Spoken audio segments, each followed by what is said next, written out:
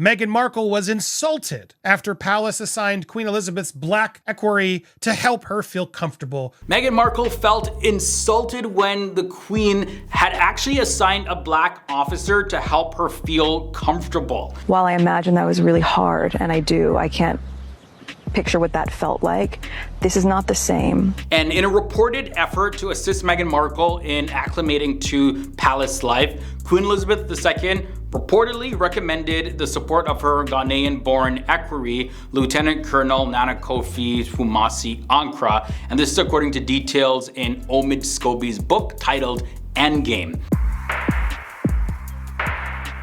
When you're a royal correspondent, you have to play a certain game.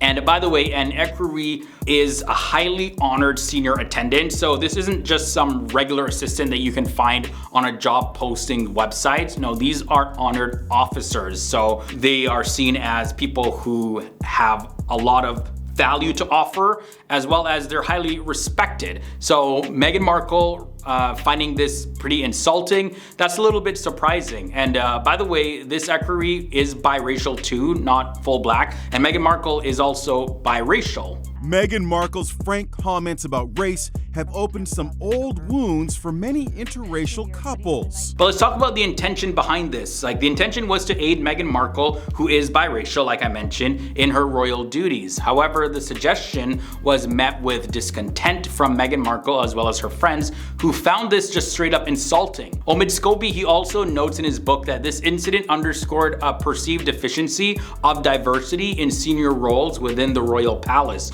particularly in terms of black or non-white staff. There was some real obvious signs before we even got married that this was going to be really hard. Omid Scobie also goes on to claim that a friend of Meghan Markle said this: "I doubt Kate was offered an equerry for guidance." And this brings up an interesting point, because with Meghan Markle, the topic of race was something that she has said that she was uncomfortable with, and she cites her experiences in the royal family. Kate, of course, would have had different experiences, but she was also given mentors in different ways who fit her circumstances. So there's no surprise that Meghan Markle would receive palace aid that fit her specific needs and her specific circumstances. And the other thing is that Meghan Markle was initially assigned Lady Susan Hussey to assist her in adapting to her new royal responsibilities, and this is according to Omid Scobie as well as previous reports. They also said the same thing. However, Meghan Markle had actually declined the offer for Lady Susan's support. Subsequently, the palace, which asserted it had made considerable efforts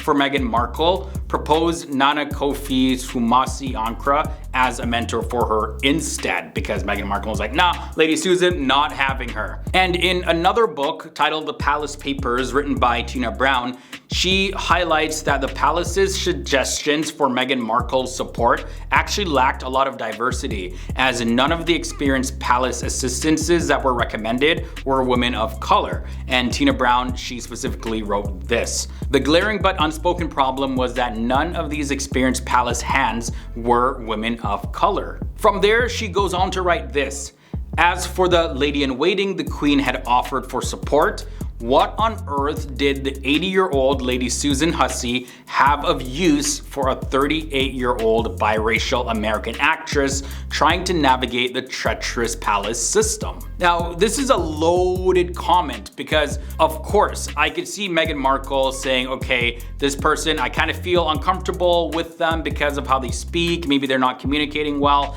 Maybe Meghan Markle didn't look up to Lady Susan as a mentor. So the palace was like, okay, all right, we get it. So let's switch it up. But Meghan still found the switch up insulting. So what do you do in that case? Maybe Meghan Markle wanted a black or biracial woman, not a biracial man. Clearly, she did not want an older white woman to be her mentor. And speaking of Lady Susan Hussey, by the way, she actually had resigned from her royal duties in 2022 following unacceptable and deeply regrettable comments made to a black domestic mistreatment campaigner. So maybe Meghan had some good reason to not be mentored by Lady Susan. But yeah, that's another story for another time. These revelations in Omid Scobie's book, by the way, they follow a Dutch misprint of his book Endgame, which mistakenly identified Kate Middleton and King Charles as two royals that were accused of making racial remarks about Prince Harry and Meghan Markle's son, Prince Archie. In a March 2021 interview with Oprah, Meghan Markle disclosed concerns raised about the skin color of her then unborn son, Archie, though the individuals involved were not named at this point. And of course, this caused a shockwave to be sent all over the planet because people are wondering, okay, did people in the royal family actually have derogatory comments to make about Prince Harry and Meghan Markle's unborn child at the time? Or was Meghan Markle completely exaggerating? Because let's face it, depending on the family that you're in, people talk about skin color and how a child might look.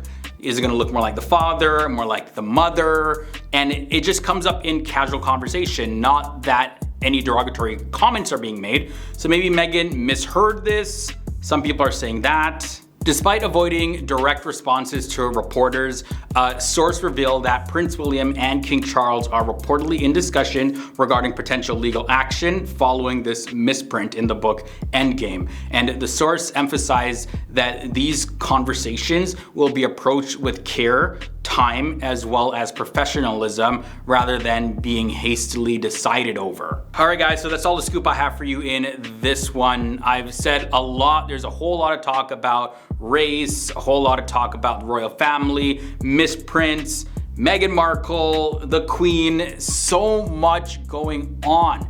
And it's so hard to decipher what the truth actually is because at the end of the day, you can only go by people's perspectives and their accounts. And as they say, there is that side, and then there's a truth that falls somewhere in the middle. So I really wanna know, like, what do you think the truth is about anything that I shared in this video, all the issues that I brought up? Be sure to let me know in the comments section. And thanks for hanging out with me here on FTD News. I'll catch you guys next time. Boom.